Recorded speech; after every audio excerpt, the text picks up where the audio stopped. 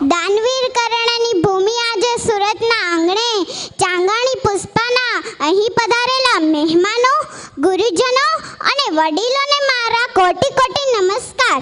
મારું નામ ચાંગાણી પુષ્પા છે. હું ધોરણ 3 સ્વામિનારાયણ પરમસુખ ગુરુકુળમાં અભ્યાસ કરું છું. આજનો મારો વિષય છે સ્ત્રી ભ્રૂણ હત્યા.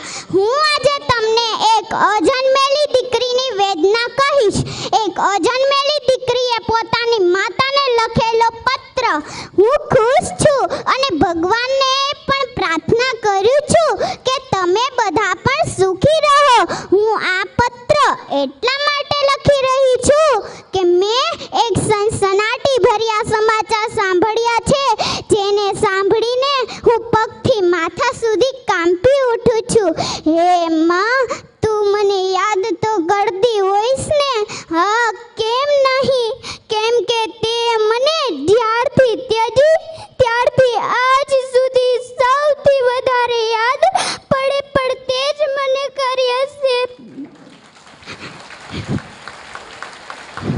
હે માં, પ્રાચીન સમયમાં બેટીને શુભ ગણવામાં આવતી, પણ આજે તે જ બેટીને અશુભ ગણવામાં આવી છે.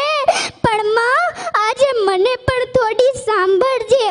હે માં, તે આ દુનિયામાં આવતા પહેલા જ મને દુનિયાથી દૂર કરી, ત્યારે તને જરાય વિચાર ન આવ્યો જે એક જન્મ મને મળવાનો હતો, તે 84 લાખ અવતાર ભટક્યા પછી મને આ મોકો મળવાનો હતો, પણ તે એક પળમાં જ તેને છીનવી લીધો.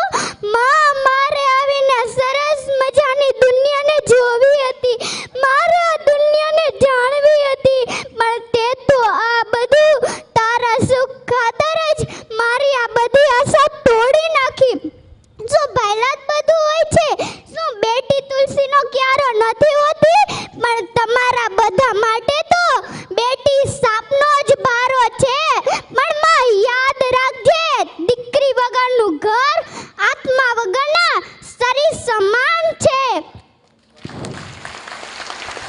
માં, તને હું કન્યા છું એની જાણ થઈ ગઈ હશે, એટલે તું મુજ માસૂમને જન્મ લેતા અટકાવી રહી છે. મને તો આ સાંભળીને વિશ્વાસ જ નથી રહ્યો. કહે મારી પ્યારી પ્યારી કોમળ હૃદય માં, તું આવું કેવી રીતે કરી શકીશ? ગર્ભમાં ઉછેરી રહેલ પોતાની લાડલીના સુગુમાં શરીર પર થતી વાઢક પીડી એકમાં કેવી રીતે સહન કરી શકે?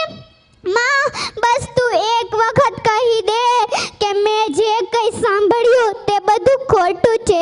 વાસ્તવમાં આ બધું સાંભળીને હું ગભરાઈ ગઈ છું. મારા તો હાથ પણ એટલા સુકોમળ છે કે તું ડોક્ટરની ક્લિનિક તરફ જતી વખતે તારો પાલો પણ જોરથી નથી ખેંચી શકતી. મારા તો ખભા પણ એટલા પાતળા અને કમજોર છે કે તેના વડે હું તને ભેટી પણ નથી શકતી. માં, મને મારવા માટે તું જે દવા લેવા ઈચ્છે છે એ મારા નાનકડા શરીરને ખૂબ જ કષ્ટ પહોંચાડશે. સ્નેહમય માં, એનાથી મને ખૂબ પીડા થશે. તું જોઈ પણ નહીં શકે કે આ દવા તારા ગર્ભની અંદર કેટલી ક્રૂરતાથી મને મારી નાખશે. ડોક્ટરની હથોડી કેટલી ક્રૂરતાથી મારી નાજુક નાજુક ખોપરીના ટુકડા કરી નાખશે. એની કાતર મારા પણ નાજુક હાથ પગને કાપી નાખશે. માં, જો તું આ દ્રશ્ય નિહાળતે તો આમ કરવાનો ક્યારે વિચાર પણ ન કરત. માં, ક્યારે વિચાર પણ ન કરત. માં, મને બચાવ, કૃપા કર, દયામય માં, મને બચાવ. આ દવા તારા શરીરમાંથી એ રીતે સરકાવી નાખશે કે જેમ ભીના હાથમાંથી સાબુની ગોટી સરકી જાય છે. ભગવાન માટે માં, ક્યારેય ન કરીશ. હું પત્ર એટલા માટે લખી રહી છું કે મારો તો હજી અવાજ પણ નથી નીકળતો. કહું તો કોને અને કેવી રીતે? મને જન્મ લેવાની ખૂબ લાલસા છે માં. હજી તો મારે તારા આંગણામાં ચમચમ નાચવું છે, તારા મમતા ભર્યા ખોરામાં રમવું છે. પણ ચિંતા ન કર, હું તારો ખર્ચ નહીં વધારું. ન લઈ આપતી મને ઝાંઝર, હું દીદીના નાના પડી ગયેલા ઝાંઝર પહેરી લઈશ. હું ભાઈના નાના પડી ગયેલા કપડાં કપડાથી શરીર ઢાંકી લઈશ. બસ માં એક વખત મને તારી કુખેથી બહાર આવીને ચાંદ તારાથી ભરી આકાશ નક્ષત્ર નીચે જીવવાનો મોકો તો આપ. મને ભગવાનની મંગલમ સૃષ્ટિનો વિલાસ તો જોવા દે. હું તારી પુત્રી છું, તારી લાડકી, તારી રાજકુમારી છું. મને તારા ઘરમાં આવવા દે. માં, જો હું પુત્ર હોત તો તું મને ઉછેરી લેત. પછી મારામાં શું દોષ? શું તું મને દહેજને લીધે પ્રેમ નથી કરતી? નહીં, તું દહેજથી ડરીશ નહીં. આ બધી ભૂલામણી છે. થોડી કોશિશ તું કરજે, થોડી કોશિશ હું કરીશ. મોટી થઈને હું મારા પગભર થઈ જઈશ. પછી દહેજ કોઈ મોટી વાત નહીં રહે, એનો ડર નહીં રહે. જોજે માં, મારા હાથમાં પણ મહેંદી લાગશે, શરણાઈઓ વાગશે અને તારા આંગણાનું એક પંખી બનીને હું ઉડી જઈશ. તું મને અત્યારથી ન ઉડાડ. હું તારો પ્રેમ ઈચ્છું છું. માં, એક પુત્ર માટે કોઈ માસૂમ પુત્રીનો બલિ આપવો એ કેટલી હદ સુધી યોગ્ય છે? આખરે મહાપાપ તારા અને તારા પુત્ર માથે જ ચડશે. નહીં, આમ ક્યારેય ન થવા દેતી માં, મારી પ્યારી માં. બસ હવે કૃપા કરી મને જન્મ લેવા દે. મને મારીશ નહીં, મને તારા બાગનું એક ગુલાબનું ફૂલ બનીને ખીલવા દે. મને કરમાવીશ નહીં. પરંતુ કોણ જાણે, સ્ત્રીઓ એ જ પુરુષ પ્રધાનમાં સમાજમાં જાતિ નિયમો વલણો સામે હાર માનીને હથિયાર હેઠા મૂકી દીધા છે કે પછી પુરુષ બનવાની આંધળી દોટમાં સ્ત્રી ભ્રૂણ હત્યામાં કઠોરતાનું કવચ ઓઢી લીધું છે. શું તેને પોતાની શક્તિ ઉપરથી ભરોસો ઉઠવા લાગ્યો છે? શું તેને પોતાની લાડકવાઈ બેટી ઉપર ભરોસો નથી? જો તેવું જ હોય તો ધિક્કાર છે નારી શક્તિને, ધિક્કાર છે સ્ત્રી ભ્રૂણ હત્યા કરનાર માતાને, અને ધિક્કાર છે તેના માતૃ તત્વને.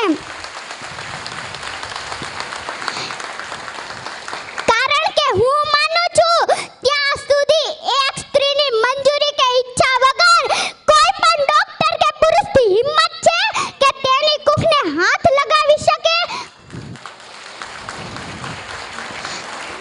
અરે, દીકરી એ લક્ષ્મીનું સ્વરૂપ છે. દીકરીની ઝગમગતી દ્રષ્ટિ સામે લાખો સૂર્યની રોશની પણ ઝાંકી પડી જાય છે. આવું લાડકવાયું પાત્ર એટલે જ દીકરી. और માતા એટલે વાત્સલ્યનું ઝરણું, પત્ની એટલે પ્રેમનું ઝરણું, પરંતુ દીકરી એટલે વાહનો દરિયો કહેવાય છે. દીકરી દાદા દાદી માતા પિતા ભાઈ દરેકને સ્નેહના બંધનથી બાંધે છે. એટલે જ દીકરીની વિદાય વેળાએ દરેકની આંખોમાંસની આંસુ વહે છે.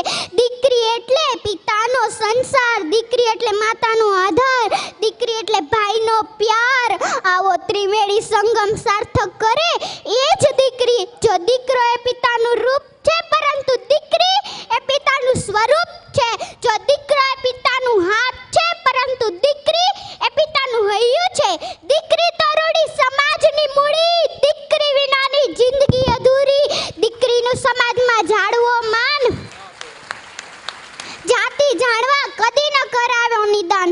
મેં તો જોયા નથી માને બાપરવે, મારી આંખ લડી, મારે કોઈનો નથી રે આધાર રે.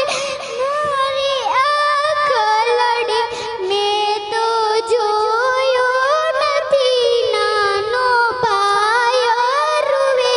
મારી આંખ લડી રૂવે, મારી આંખ લડી, મારી આંખ લડી. આત્માની અનુભૂતિ અને સૃષ્ટિની શ્રેષ્ઠ કૃતિ એવી જગત પિતા દ્વારા સર્જન થઈને પ્રભુનો આશીર્વાદ લઈ જીવનોને પ્રગતિ સીપતા અવતરેલ શબ્દો કદી એ વખત ન થઈ શકે એવી મારી પ્યારી માં.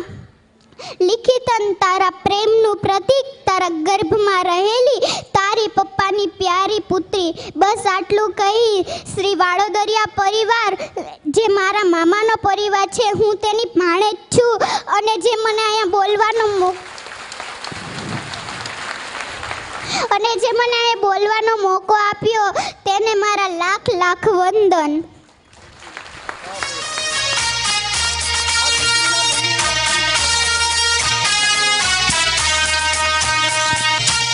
ખૂબ ખૂબ ધન્યવાદ. ખરેખર આપણા પરિવારની આ ભાણી છે, એટલે ભાણી એટલે આપણી દીકરી જ છે, પણ આ દીકરી આજે જે બોલી છે એના મા બાપને ખરેખર 100 ધન્યવાદ, 100 અભિનંદન.